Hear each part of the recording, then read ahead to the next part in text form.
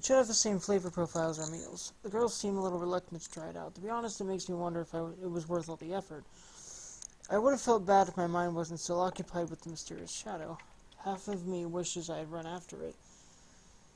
The other half reminds me of the lurking danger it could pose. The presence haunts my thoughts until I fall into a dream. I have long stopped trying to recall my dreams about the woman from the woods, young, lithe, and full of Wait, what? I'd like to think the dreams are still there, conjured up my imaginative view. Okay, so this woman on Earth is dreaming about her. Interesting. Yet unconscious mind, a display on my sleeping brain. I leaned into Miranda while her fingers flipped through my photo album, stopping through each page for me to describe what I could remember of it. Memories and dreams may fade away with time, but things are constant. My things are constant. My photos capture the best moments of my life with their realistic technicolor. They serve as props for the theater of my mind, with as much imagination an old woman like me can muster. Places I have been to, the people I have met, I have known and loved. After pages upon pages, she finally stops at a picture of a woman with a smile as bright as the midday sky. Orang, I mutter. That was it. The only person I've ever truly fallen in love with. A daughter of an immigrant family who lived next to us on the Hill of Pines. It was a different time. Yes, she was the one you kept mentioning. I had to upend the house for this photo. Thank you, darling. You must have been close. Would you still recognize her now? I signed to Miranda's shoulder. I recognize her anywhere. Sure you got everything? Aye, I got everything I need. Toothbrush? I can't believe Dirong is acting so nonchalant about her departure this afternoon. Does nothing faze her? We have been triple checking her luggage since early this morning for any essential items she may have forgotten to pack. Kai is being helpful throughout the process. Even Kiri and Dirong are impressed by Kai's level of involvement. Meanwhile, Spirit watches us from the top of the bed the way a wise owl would. Every time we turned to him, his tail stood up and wiggled. Thanks, King. I mean nothing bad by this, but I'm surprised you are being so helpful. You've grown since we last saw you. Not vertically, I'm afraid. Now you make me mad. How'd you get so tall? We started the same size, and not in control of how tall you grow, King. Remember when you were only 8 kilograms? What happened? I was a baby, Kai. It's okay. You don't have to be tall. You learned that on TV? Watching their banter, I can surmise that Dirong and Kai must have known each other since they were babies. She hasn't left yet, but I miss Dirong already. Kiri and Kai are both nice women, but Dirong has been always been supportive of me since the beginning. Reliable, kind, and darling, appropriately tall, beautiful, and ripped. Perfect straight man to my jokes. It would be so easy to fall for her, and perhaps I already have. It's going to be so lonely in bed without her warmth and kisses. Rue? I nod and smile, anything to keep Dirong from worrying about me when she is away. But how can I act happy when she is miles away? It would have been reassuring if I had seen squads of important Tuscany soldiers returning from their deployment since I came here. If this mission was trivial, would they have needed months to prepare for it? Am I overthinking this? Hey, I will see you after lunch, okay? I cannot even mutter a good reply. The things I'd give to be as calm as Dirong right now. I swing the door open and Kiri is right outside. She made her quiet exit while I was speaking to Dirong, which is why I was surprised that she was waiting for me to catch up. You've been here for a long time, eh? Have you seen the Wanderers, Kiri? Small or big, there's some truth behind all the myths. I knew it. My encounter wasn't a hallucination. My story didn't spook Kiri as much as I expected. I'm sure she knows something that I don't. I'm curious. What do they do when they catch you, then? Can they turn Spirit into a dog? Well, a bigger cat, smaller cat? 2 cats? Let's avoid this topic, okay? Kiri is even more quiet than usual. It isn't just my probing that's bothering her. You okay, Kiri? It must be upsetting seeing Dirong leaving. She pauses. A little. But Dirong is resourceful. I guess Kai is more of a child to her than Dirong. Despite Kiri's hypersensitivity to touch, she let Kai hold her in bed to sleep. How old were they when they met you? 7 or 8. Met them in a camp. Kai cried all the time, but Dirong never did in public. She hated bothering people. A refugee camp, I reckon. Not until 1989 were the last ones disbanded. So that was last year in this game, I think. I think it's like 19... No, it's 94 in this universe.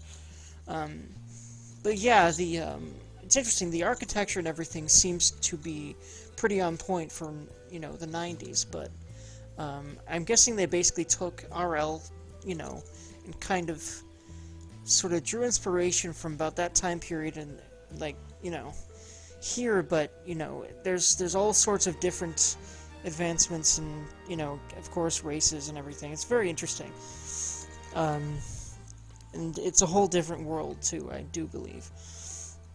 I spent 5 years keeping the one near Udala in order. It was boring patrol work day in, day out. I fell asleep most nights wondering if it was worth it. Nice seeing Kai like this. Carrie takes a deep breath. Her scowl has turned into a sad smile. Growing up, Kai didn't make many right choices. How do you know if you're making the right choices? All your choices are seen by the universe. It returns well-meaning ones in kind and in fairness. Carrie beams. She has a look of contentment. It must be what mothers feel when their children grow up into good people. Judging by Kiri's blank looks at Dirong's luggage this morning, Dirong's leaving affects her more than she let on. But her hand on my shoulder on our way to the bathroom tells me she feels better after our talk. At first I thought it was just my imagination, but the relentless line of hungry residents tells me something is different today. The soldiers are joining us for today's lunch, and Dirong is among them. Usually we only serve them on the weekends. Nimgon is at the edge of the crowd with Hazari standing close to her. Those two would make a good couple. I mean, they definitely seem to already be sexual, so, I mean, there's only one step away from that, which is just being more deeper in actual romance. This game really seems to go out of its way to separate romance and love, and while for romance and sex, and while for some reason it's a little bit to me, to the extent that they do that, and, to draw a line that doesn't mean we're anything but people who have sex if we have sex. I don't know, especially if they, I don't know. It's weird. I guess, especially in today's society, it's difficult to separate those sorts of things. Especially if you don't talk it out, and like, for example, Dirong and Rue never really did, except Rue had a lot of it on her mind, and she doesn't seem to bring it up with Dirong, but it's weird because I feel like this game just jumps ahead without addressing issues to just keep the tension there, and I really don't like that. Nimgana's at the edge of the crowd with Hazari standing close to her. Okay, I already read that. Dirong is engaging her grisly captain, who keeps shaking her head and pinching between her eyes. The captain agitatedly throws up her hands before dragging the conversation outside the mess hall. Oh no. I wonder what happened. The way Dirong's captain berated her leaves me irritated. It's strange seeing her so mad at your girlfriend. Seth interjects with the most obvious observation. Isn't she her prodigy? Can I go check it out, Kiri? Stay. Kiri shakes her head. I thought Dirong and I were close, but she hasn't entrusted me with this information. Click, click. The knuckle on Kai's mask clicks in place a few times. It got my attention at first, but I don't hear the clicking sounds anymore unless I look out for them. Others don't pay attention to Kai's clicking either. Our troops have never been deployed there, have we? This will be our first time. Dirong shakes her head. She has finished her food, but she stays back anyway. As you know, we mostly take care of the requests down here in the south, not the ones close to the northern border. Nimgon elaborates further. Even when Dirong is between us, I can smell her crisp scent of sea salt body spray, overlapping disinfectant and cigarette tar. Halfway through our meal, the topic switches our current mission of Port Tuscane soldiers. Either this platoon is expanding their service coverage to other regions, or Ganbong is desperate for reinforcement from elsewhere. My uncle's communal house near Puhan assigned a platoon there too a month ago. Is there a reason we concentrate on that area where our military base is also located? Your family is everywhere, huh? Anyhow, they do their jobs. We do ours. They do their jobs, we do ours. We are only providing reinforcement to secure Ganbong and its islands from roaming rebels and wild animals. I'm also worried. So many soldiers will be in one place. Dirong's mission is suddenly not so simple as I thought. Not as simple as I thought. Even if the military and the Sentinels are peaceful, this means they need more squad for their goals. Now, I have a feeling this... I have a feeling this is... I hope not, considering all the setup they're doing. I'm really worried that it's just going to end when Dirong leaves. I really hope it doesn't do that, because there's too much up in the air about that. They need to have her come back safe, and then have resolution to all of this. I really need that to happen. Like, when I write VNs, I'd love to write stuff like this. I'd like to make that be part of it. And, like, really be careful about all this stuff. Dirong's mission is suddenly not as simple as I thought. Even if the military and Sentinels are so peaceful, this means they need to have more than a squad for their goals. Right. It's not uncalled for. But we have a good system not to have lost no one in years. But we have a good system and have lost no one in years. Plus, Dirong here should be the least of your worries. She fights harder and smarter than most soldiers her age.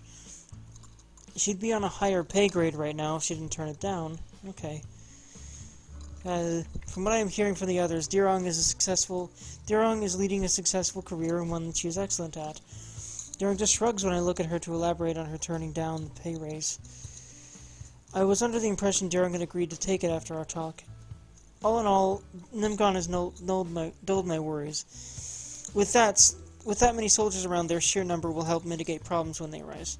As she put it, they both stay on their own lanes. While I can express my concerns, it isn't my place to tell others how to do their jobs, not this close to deployment. Do any of you believe in ghosts? See, what I find odd is that there's all this tension, all this stuff not being said, and blah blah blah, and they're not addressing it at all. Although, yeah, it's like, I wonder if they're gonna be able to talk this stuff out beforehand. Or after. Like, I hope that any of this stuff gets addressed. I don't know. At this point, anything to take my mind off the subject of deployment would be great. This again? Ghosts? She means the Wanderers. Right. My uncle saw one while living here, but his memories were dodgy. Back when this communal house started opening its doors to war refugees. I personally haven't seen any. Since the night I got spooked, we have stalked the hall a few times to look for that presence again. While I appreciate Dirong's company on those nights, I wish she had been a little more discreet with her steps. In the end, we couldn't find any traces of that ghost.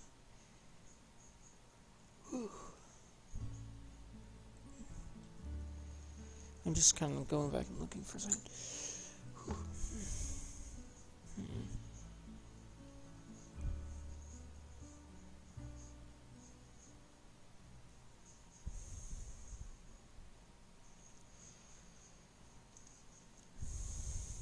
Not sure what it meant by discreet with her steps there. When I leave the kitchen after my shift, Dirong is leaning back against the far wall waiting for me. A sigh slips out of her smile when our eyes meet. She raises her hand so I can clasp mine in hers. Our fingers lace together when we stop at the elevator and stay that way until we get to the pool. Rue. Dirong starts as soon as we are both inside our private space. Her furrowed eyebrows tell me this is a topic I may not want to hear. Your back is still sore, love? She sighs sweetly, caving in when my slithering arms circle her waist and pull her closer. A bit uncomfortable. It's a bit uncomfortable still. Rue, listen. I forget which one works for a sore back, either a massage or mouth-to-mouth. Perhaps both, just to be sure. Dirong's lips opens to speak, only to be stopped by my own. Dirong places a comforting hand on my cheek before pulling away from my lips.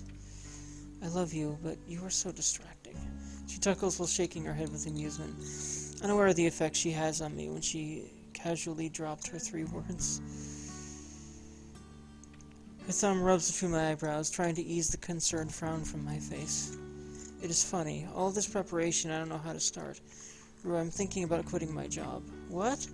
It is unfair of her to drop 2 bombs on me at once. I gave it a lot of thought. You said I could be anything, hence I want to look for something else I love. My heart sinks deeper when I realize Dirong took my encouraging words by heart.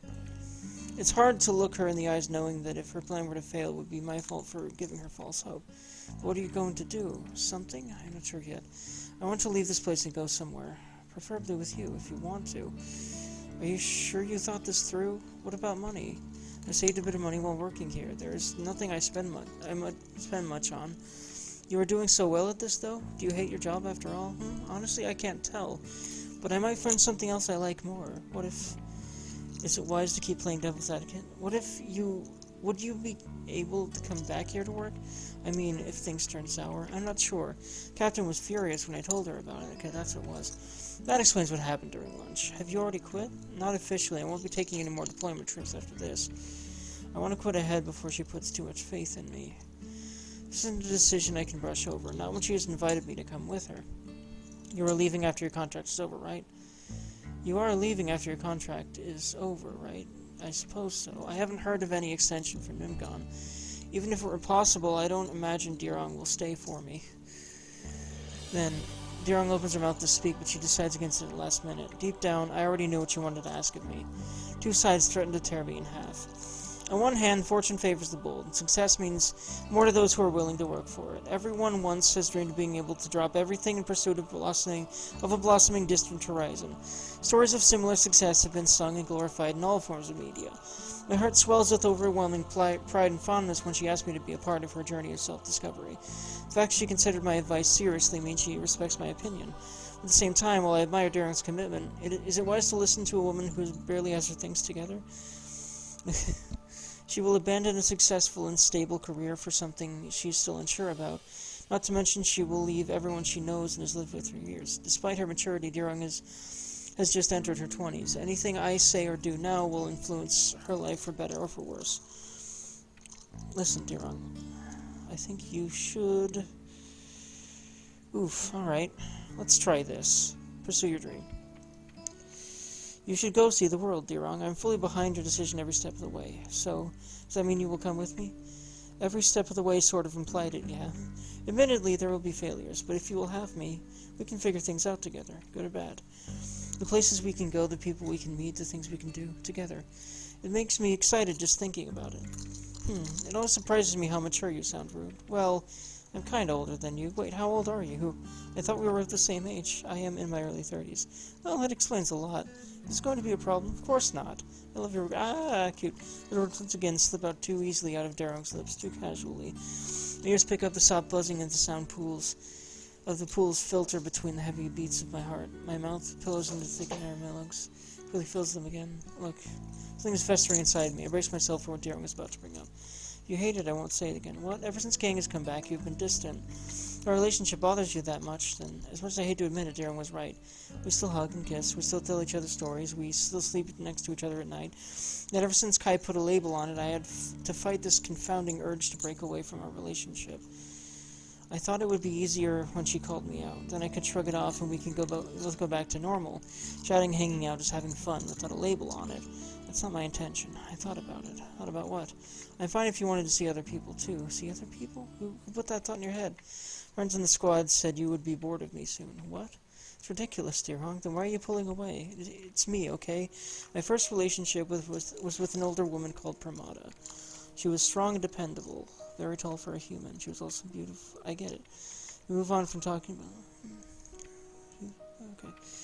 Anyways, you can imagine I fell swiftly in love. Or at least I thought that was the case. And she didn't feel the same way. Seeing Darren being so infatuated, you can't help but draw the comparison. You mean you don't? With me? No, I don't mean it like that. Just let me finish, okay? Makeup hurt me bad for the first month or so. Koa still reminds me of it until this day. Funniest thing was... my feelings didn't last either. 2 months later, I completely got over it. It was one of those phases, you know. First love doesn't last. It's similar to your taste buds, your fashion sense, your preference for movies, music, and cars. They grow and shape and change. Your favorite childhood food usually isn't what you like to eat when you grow up. You could hardly call it love. It is a young crush. Roof. Darren catches me by my waist. Her fingers stroke my cheek before... I apologize for mumbling a lot of that. It was uncomfortable. I wanted to get to the point where, you know, comfort was happening. So, yeah. Her fingers stroke my cheek before drawing me even closer to her. Whenever we are at this distance, I find my stern resolve melting away into a warm hug. I meet her lips halfway when Darren leans in for a kiss. If it were not for her arms, her quivering legs would have collapsed from her brazen display of love. Time passes slowly while I am submerged in a blissful kiss. Darren's kiss rises and falls against my own, her eyes shut tight while her tongue goads my lips back into meeting hers. A whine escapes my throat when she pulls away. Rue, I've fallen much deeper for you than you did with the other woman. Darren reassures me once again while her hand is stroking my cheek. How could you be so sure? I am sure, but I cannot prove it because you wouldn't let me. Have I been unfair, assigning my own values and beliefs to her just to save me from possible heartache? She has given me her patience, her private time, and her love. She is even willing to sacrifice our sexual monogamy. Even if she ends up leaving me later, Dirang has proved to me she is worth the effort and the heartache, has she not? Do you even love me? Yes or no? I think back at the time we had spent together, how extraordinary our meeting was, how right it feels when we are together, and how vulnerable I allow myself to feel when I'm around her. I already knew. I only need to put it into words. I love you. I'm at that age when I know what is truly love. It is easier to say than I thought. A huge weight has just left my shoulders. Dirang falls silent. Are we still good? She mutters, her voice breaking up. Yeah, we're good.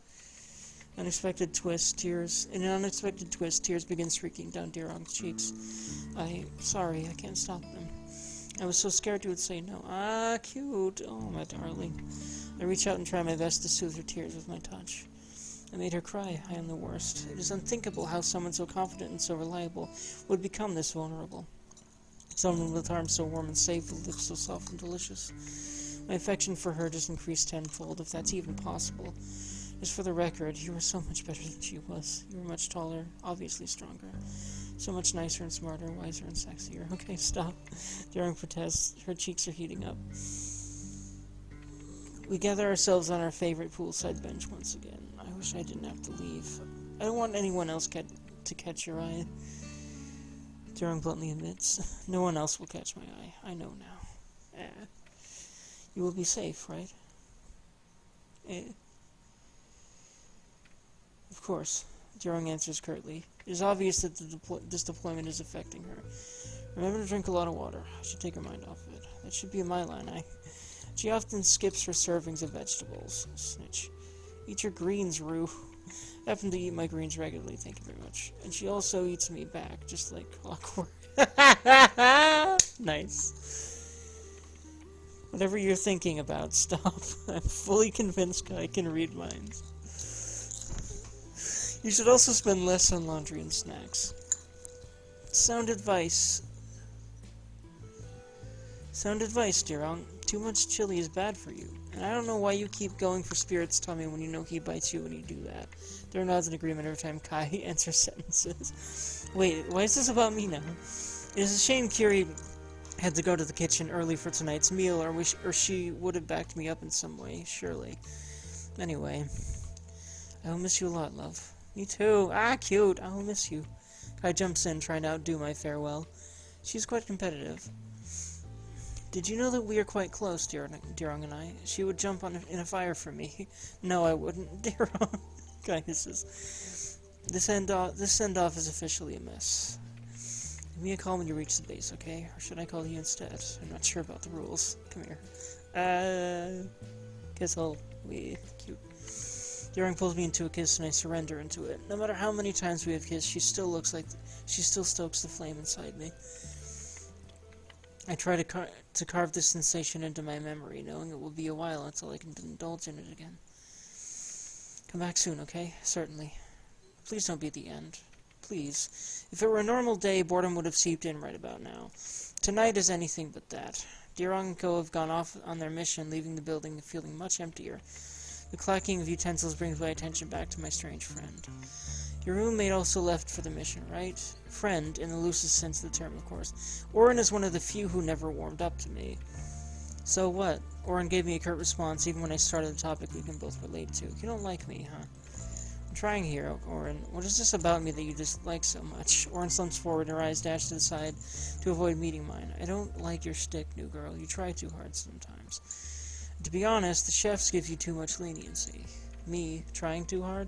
What about you, Orin? You don't even try. Wit of anger dawns on Orin's features. She no longer looks right through me. You think being cynical is a better option? I'm not cynical. Orin's eyes are seething. I'm just me. I like being me. I am being me too. Some connections are worth the challenge, you know. You should at least put effort into your image. I do. Why is it never enough for y'all? Stop saying I'm not enough. Hug. Once again, Orin raises her voice. Whatever I said must have struck a nerve. Orin quickly dashes to the door, leaving me behind with the guilt and a stack of dirty dishes. I've never seen Orin like that in all my time we've spent together. All the time, I think. Seeing no one has put their foot forward and pointing it out to Orin, I dared to entertain the thought I would be the one who fixed her. At least I have a clearer window to view into who Orin is now. Huh. If I go after Orin now, I can still get to her. See, you know what? I'm pretty surprised that, this is continuing after Deeronk's deployment. I just hope that it ends after she comes back, not, while she's gone. So, alright. I will save and I'll, think about this choice for a bit, as well as do some other things. Bird friends.